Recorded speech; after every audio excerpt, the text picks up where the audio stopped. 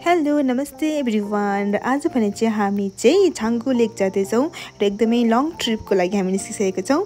र अब भने चाहिँ हामी यहाँको रङ्गली बजार आइपुगेका छौँ र सबैलाई थाहा नै छ छाङ्गु जानुको लागि चाहिँ स्पेसल तपाईँहरूले चाहिँ पर्मिसनहरू गर्नुपर्ने हुनेछ नि त। र यहाँ चाहिँ तपाईँको त्यसको अफिस छ र त्यो डकुमेन्टेसनहरू हामीले यहाँबाट गरेर चाहिँ निस्क्यौँ। र अब भने चाहिँ हाम्रो ट्रिप चाहिँ सुरु भइसकेको छ है। र अलिकति माथि गएर चाहिँ क्यु वाटरफल छ होइन, त्यहाँ गएर चाहिँ हामीले चाहिँ अलिकति ब्रेकफास्टहरू गऱ्यौँ। त्यहाँबाट चाहिँ हामीले चक्लेट्स पपकर्न्सहरू बोकेर लग्यौँ।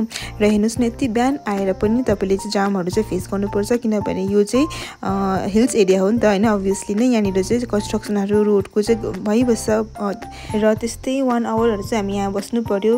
अनि त्यसको बादमा चाहिँ हामी त्यहाँबाट निस्क्यौँ। र एकदमै यो चाहिँ हाई अल्टिट्युडको एरियाहरू हो नि त होइन, त्यही लागि तपाईँले चाहिँ एकदमै तातो तातो होइन वार्म क्लोथ्सहरू चाहिँ लाउनु पर्ने हुनेछ। जति तपाईँ उँभो चढ्नुहुन्छ त्यति अक्सिजनको कमी हुँदै जान्छ होइन। त्यही लागि चाहिँ आफूलाई चाहिँ एकदमै प्रिपेयर भएर आउनुपर्छ है तपाईँले यदि छाङ्गु आउने प्लान गर्नु हुँदैछ भने चाहिँ। र अहिले चाहिँ त्यस्तो बेसी चाहिँ तपाईँको जाडो छैन, किनभने यो अहिले भर्खर नोभेम्बर त हो होइन, तर पनि हामीलाई जाडो नै लाग्छ। र अब चाहिँ हामी आइपुग्यौँ थाम्बी भ्यू पोइन्टको चाहिँ हामीले यस्तो राम्रो देख्न सक्ने थियो। तर अलिकति माथि आएको त यस्तो मजाको क्लियर स्काई देख्न पायौँ। मनै एकदमै हुन्छ नि अब यहाँ आएर चाहिँ तपाईँले सबै बिर्सिनुहुन्छ।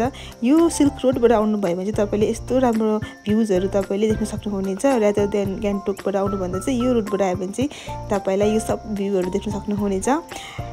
र तपाईँ जति माथि चढ्दै जानुहुन्छ होइन त्यति यस्तो दामी दामी भ्युजहरू देख्दै जानुहुनेछ। र म यो भिडियोमा चाहिँ सबै चाहिँ हाल्न सक्दिनँ र प्लिज र मेरो अर्को भिडियोको पार्ट पनि म हाल्नेछु। र भेटौँ अर्को भिडियोमा।